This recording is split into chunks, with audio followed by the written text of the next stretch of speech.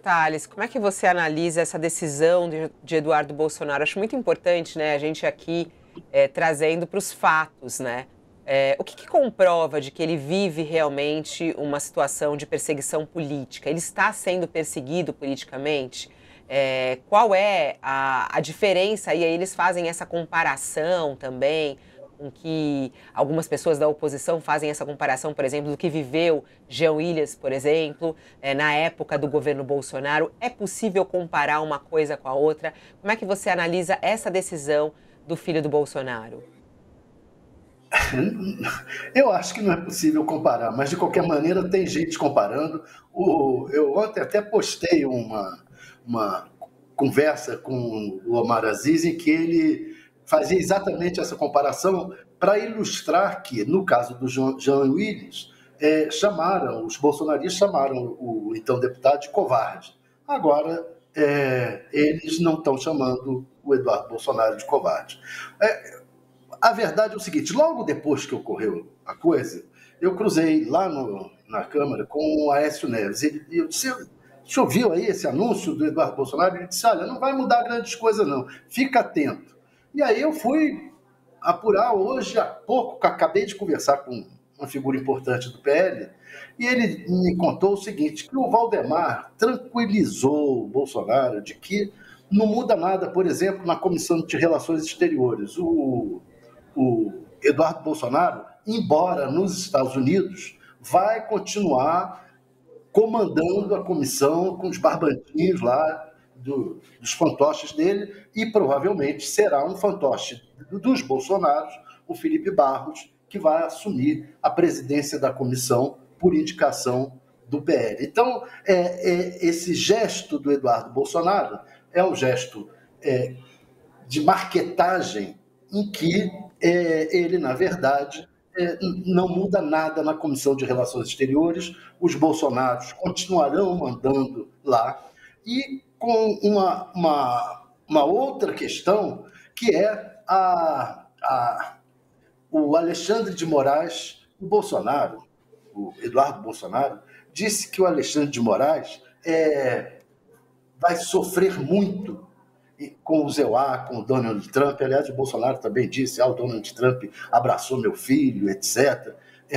E disse em alguns veículos aí que até o Eduardo Bolsonaro, o Alexandre de Moraes, terá dificuldade de conseguir cartão de crédito.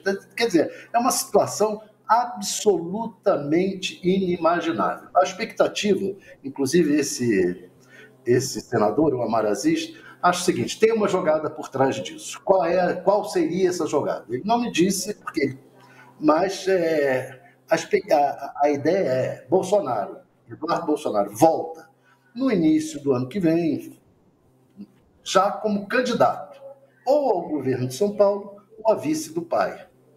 O Eduardo, né, com esse gesto, ganhou a disputa contra o irmão dele pela vaga de vice do pai. O grande eleitor, nesse momento, do Eduardo Bolsonaro é o pai. E o pai está felicíssimo com o filho. O filho está dizendo: estou me sacrificando pelo papai, estou indo para o exílio pelo papai, etc. Então, ganhou muito ponto junto ao pai. E quem estava na frente era o Flávio, porque o Flávio é mais jeitoso. Os políticos do Centrão todos preferem o Flávio como candidato a vice do Bolsonaro do que o Eduardo. O Eduardo gosta de tudo muito para ele. Quer ser candidato a governadora, a tudo que tenha possibilidade, vice-presidente, qualquer cargo, até embaixador dos Estados Unidos ele já tentou. Né? Qualquer coisa ele quer para ele. E os aliados são meio assustados com isso do Eduardo. Mas, de qualquer maneira, ele acaba de ganhar mais um ponto junto ao pai. Falando do pai, né, e aí eu acho que é importante trazer aqui para vocês analisarem, né, e separarem uma coisa da outra, né? A gente não gosta muito desse termo das narrativas, mas elas fazem muito sentido quando a gente está falando sobre isso. Ontem, eu ia falar o Eduardo, ontem o Bolsonaro pai, né, falou a respeito da ida do filho, que é esse ponto que você está falando, e em algum momento ele até se emocionou. Ele agradeceu o presidente dos Estados Unidos por abraçar o filho dele, Eduardo. Ele deu uma entrevista rápida ali no Senado e lembrou que ele próprio está com o passaporte detido devido à investigação da tentativa de golpe. e que o pensamento dele não será confiscado e que ele está com Trump e que Trump seguirá abraçando o filho. Vamos assistir aí um trechinho dessa entrevista. Também confiscaram meu passaporte. Mas meu coração está com vocês. Estou em pensamento com o povo americano. Tenho um profundo respeito, admiração e gratidão por Donald Trump. Sei que, no momento, ele continuará abraçando o meu filho. No mais, eu só tenho a agradecer a Deus pela segunda vida, pela oportunidade que ele me deu de continuar aqui, com todos os riscos, de sofrer mais uma arbitrariedade. E por que não dizer covardia, mas todo sacrifício é válido quando se quer um país forte, independente e livre. Muito obrigado. Ele se emocionou num momento, alguns viram ali um choro, inclusive, quando ele diz: hoje está sendo um dia muito marcante para mim, né? O afastamento de um filho, mais um filho que se afasta, mais do que um momento do patriotismo se afasta para combater algo parecido com o nazifascismo, foi o que ele disse. Cada vez mais avança em nosso país. A liberdade não tem preço, ouso dizer que a liberdade é mais importante que a nossa própria vida. E aí, hein, ô Josias? O que que é fato, o que que não é disso, o que que é verdade, o que que não é, o que que é teatro, o que que não é? Como é que você vê esse posicionamento de Bolsonaro, essa emoção dele ao dizer que o Trump está abraçando Eduardo Bolsonaro nos Estados Unidos e o protegendo do Brasil? A estratégia do Bolsonaro, do bolsonarismo hoje, ela é 100% feita de cenografia, 100% teatro. O Donald Trump diz que, o Bolsonaro diz que o Trump vai continuar abraçando o seu filho, se diz muito grato ao povo americano, ao presidente americano. Até aqui, essa prioridade do Trump ao bolsonarismo, aos interesses do Bolsonaro, ela não se manifestou.